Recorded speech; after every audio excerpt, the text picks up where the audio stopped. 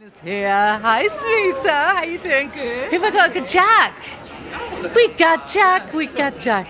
So welcome to everybody. Next up, and I'm very happy to have in the voice box Smita Pillai from impact.com. Good to have you here, Smita. First time in the voice box. It is Very exciting. So we've talked a lot about diversity inclusion within the industry, and we're asking people to reflect as to whether our industry, the marketing and advertising industry, is ahead or behind the curve. What's your take? It's a tricky one, this question, but I think we've done a lot in the last few years around diversity, and there's spaces like this as an industry creating more space for these conversations. There's a lot going on around diversity within specific organizations as well. I think we've done a lot in the last few years, and still there's a lot more to do, especially when it comes to looking at diversity in leadership and senior leadership positions, also cultivating that diversity through the ranks. And growing teams and helping more diverse people come up. I think there's a lot more to do there.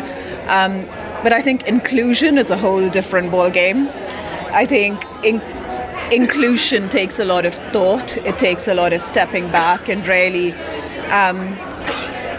giving space for that diversity to exist. And I think that sometimes needs us to be comfortable with sitting in that discomfort, because it can be an uncomfortable conversation. It can be a different way of how we do things. And we need to create more space, I think, within ourselves and within us as an industry to be okay with that discomfort, to have those open conversations around what makes people feel a little bit more included. What can we do more to further that? I think it's a really good point, and inclusion covers so many different things, and it can be even down to I happen to now be a non-drinker, and and you sort of are always looking at, well, am I being included in certain things? So it goes into lots. So I love that. Zoom out a little bit because it's a bigger conversation. Here's a question for you though. Impact.com, and we were talking about on the panel earlier, really is leading the way on things like for parents, both fathers and mothers, to get equal parental leave, and all of the different policies that you guys are putting in place. I'm so proud of Impact for what you're doing on that. Do you think, what else is it that's needed to move the needle? That's just one of the things that you've put in place. What else is moving the needle? I'm going to continue that trend of what I was saying earlier with this as well. I think it's just being open to what are the different spaces that we can do differently in. The parental leave policy is such a big part of creating more gender equality within the workplace, affects gender pay gap, starts everything. And I think it completely changes the experience people have in a workplace on a day-to-day basis, and how involved fathers can be in, bringing up children, all of that. I don't have children, and I think but seeing how it works within other colleagues, it feels really inspiring, and it feels like little things like that can make a real big difference.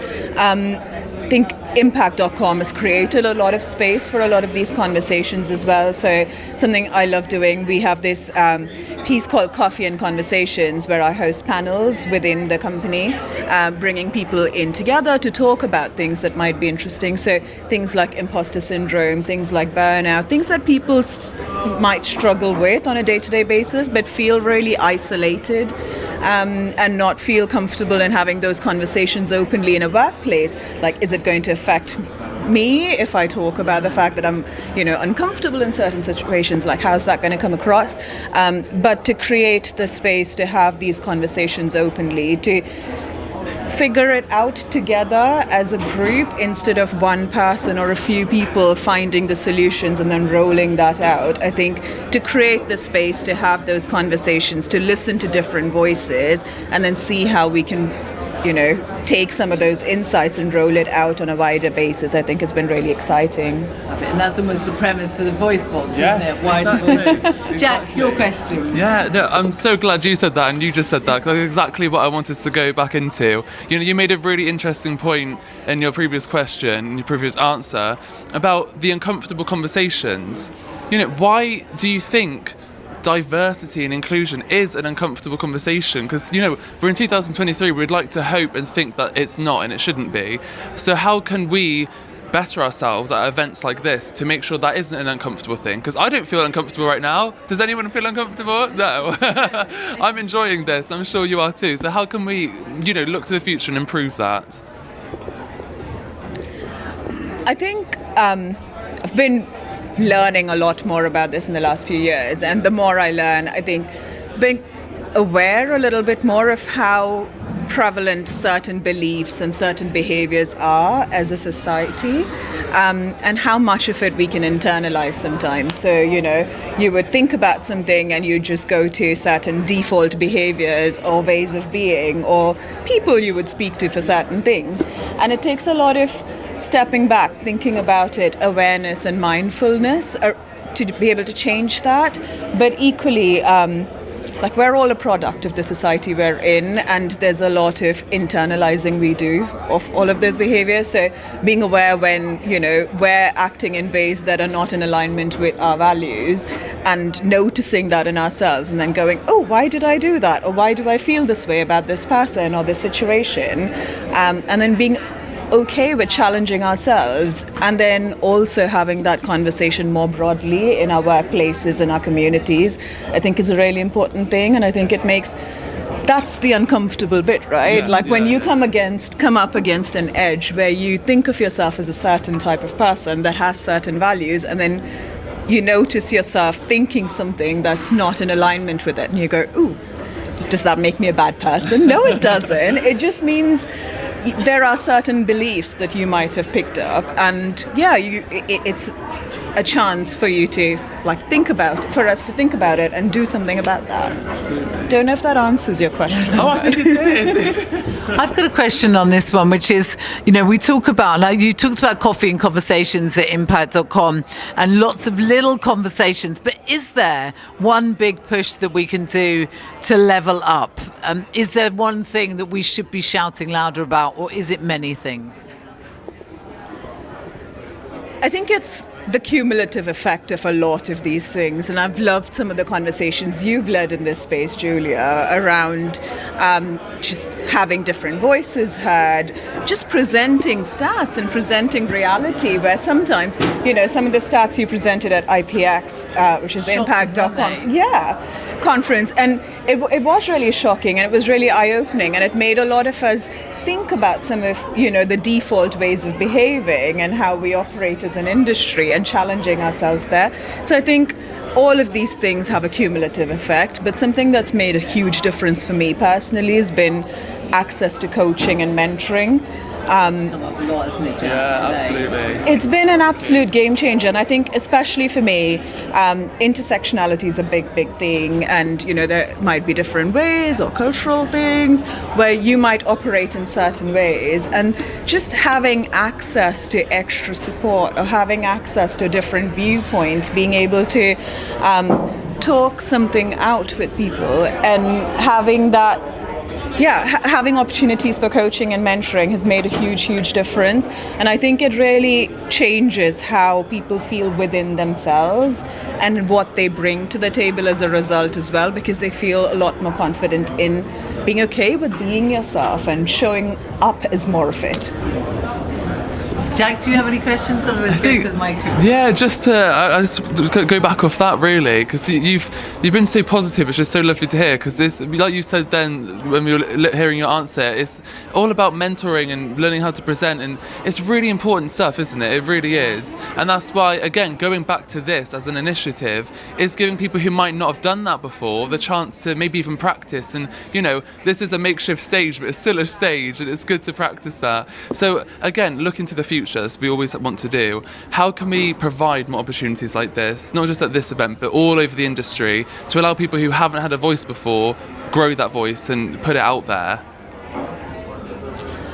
It's been great to see industry events do more of this, like massive shout out to Hello Partner for this and for all of the conversations around this. The Digital Voice, you guys have been doing so much around this as well. It's been great to have that, and I think there's been more of an onus on bringing in more diverse voices into events, creating the space for those conversations, which has been great.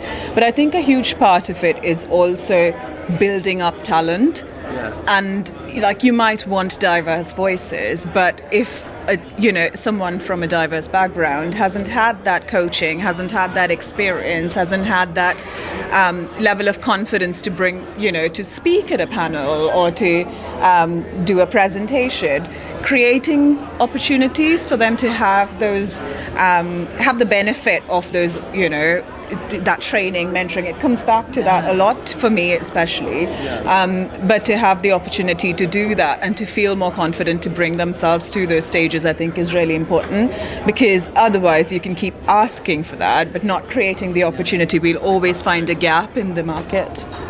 Perfect. I've got to say as well, actually, when I did a panel at IPX London, and while I was doing it on stage, didn't I welcomed and said, if anyone here wants presentation training, especially women who don't feel confident, and I actually had 7 women, including from Amazon, Skyscanner, all these brands going, I'd like to have that presentation training, which we then did. So it's just about giving people the opportunity. Final bit, you've given shout out to Hello Partner and thank you to the Digital Voice as well, but who else would you like to give a big shout out goes to? I'd say impact.com. They've been brilliant. I mean, I of course say that. No, but impact.com has been brilliant. I think we've had a lot of leaders that really inspire you, but also put a lot of investment into building up the workflows, and I think it really makes a big difference. But also massive shout out to you, Julia. This is the second or third conversation I've been in where you've spoken about this kind of thing just this year, and I think it makes such a big difference to have more of these conversations openly as an industry. Thank you very much. And honestly, if it can do, I think I'm a big one for saying just give it a voice, make that voice amplified, and change will come. So thank you very much. I appreciate that shout out. I did not pay Smita to do a shout out to me. Change is not coming fast enough for diverse talent and senior leadership, I think. Quicken up the pace. Yeah, and I think it's a difficult one, because by the time you get to see it, it takes time to get to that point, but equally, I think there's so much that needs to be done to create an environment for that. All of what we've been talking about already, building up talent through the ranks, but also creating those spaces within our workspaces, within ways we do things, to be open to different voices, and creating that space for that diverse thinking to come through as well. Perfect. Final question. In 2024, my hope is? I'd say definitely more of these conversations, more coaching opportunities for people across the board, but just more spaces to see and appreciate the humanness in each other, I think, especially with the political climate and everything. I think just going back to the humanity of people and creating the space for them to bring that. That's the final word. Be more human. That is Smita Pillai from impact.com. Thank you very much, Smita.